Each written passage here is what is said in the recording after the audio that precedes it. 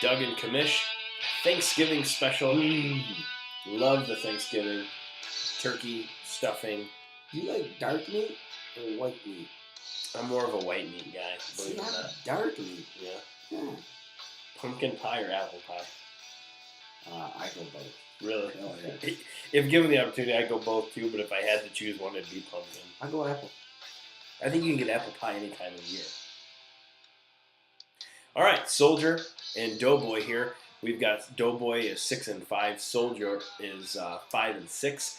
Very disappointing loss to the Soldier last week against Autoplay, but I guess that's the way the cookie crumbles sometimes. Thankful?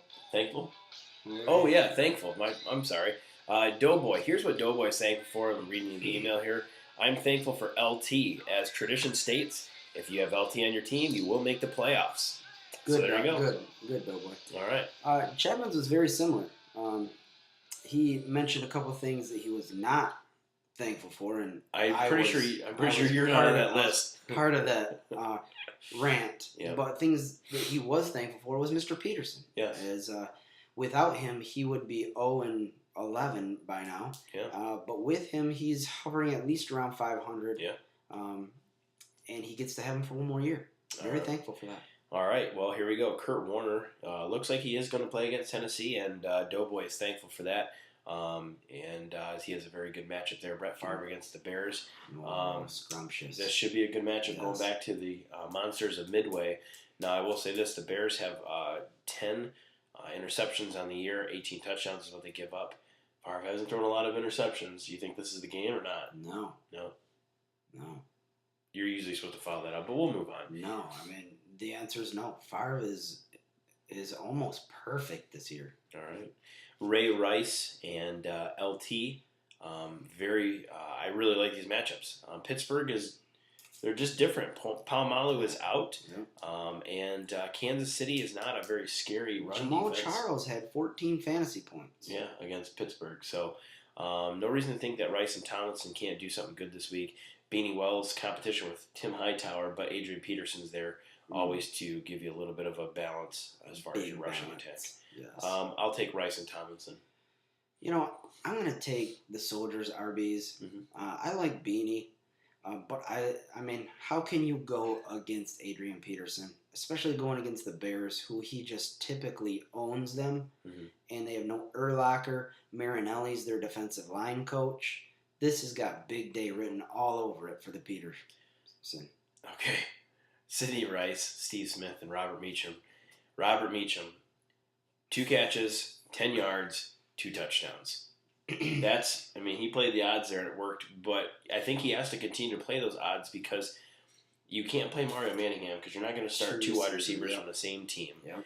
You're probably not going to start Torrey Holt against San Francisco, although not a terrible matchup, but it's Torrey Holt, and he's 80. Kotchery, Bess, and Steve Smith. Truth be told, none of those matchups are good. And the players aren't good. The players really aren't good. Interesting stat about this one, though. Carolina, Buffalo, and the Jets in the top 5, all of them in pass defense against the wide receivers. Yeah. So that's not spelling good things for the Soldier. No, it is not. Tight ends, Jason Witten is questionable. What do you got on Jason Witten? Any news? I've got a little bit of news there that he's practicing on the sidelines, running a couple routes, jogging some routes, playing some catch. I look for him to play. Hang on, let me throw something out. Is he really playing catch? Because one would ask, if he's playing catch on the sidelines, why isn't he playing catch in the games? That's a good call. Yeah. Maybe, coach set him out, said, preserve yourself. So again, let me call you out on this one. Maybe you can that's play assuming well. That's assuming Wade Phillips is actually doing something. That's true. It's probably Garrett. Yeah, it probably is. But he's going to play. But I would look for him to continue his streak of not doing anything at all. All right.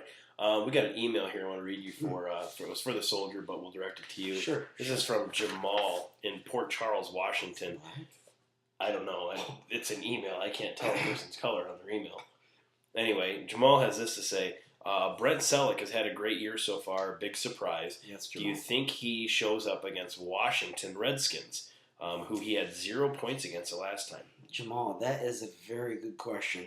And the answer from the Mighty Commish is I love Selleck. And I say you get rid of that Washington game, put the blame on somebody else. Yeah. Maybe some McNabb or Okay. Reed or the fans Mm-hmm. or the weather. Put it on anything you want. But Selleck has a good day today. All right. All right. Well, like I said, interesting call there. Now we've got the Saints at New England, and Jim's rolling the Bills against Miami. Oh, Jim. Again, another email. This email comes from Billy in San Jose. Billy wants to know, why did Doughboy make the trade with Paper? Oh, he's probably referring to the Steeler trade? Yeah, getting rid of the Steelers. That's a good question. And there was some questioning from the commish as we had to make a phone call to Jim to make sure this time that he pushed the right button. Because this did happen before. Because the trade just didn't make any sense. And he's dealing with somebody who's already shafted with no lube. Yeah. A couple other franchises. One would call him the devil. I mean, you might as well, because that's the way that he trades. Mm-hmm. Well, so how do you think the Bills do? Horrible, and Jim's gonna wish he had the Steelers back for the used bag of chips that he got in return for them. Nice. All right. In this matchup, I'll go first this time again, just to make sure that keep it on the up and up, Doug. Keep it on the up. I am gonna roll with the Doughboy, mainly because I don't see too many matchups that Soldier has that are good ones. No, I'm with you. And as the mighty commish said at the very beginning of the year in the draft grade, the Soldiers' receivers suck. They're horrible. They've been dragging down his team from the get-go, and it's going to continue until he can revamp this roster next year. All right. So Doughboy it is. Doughboy it is.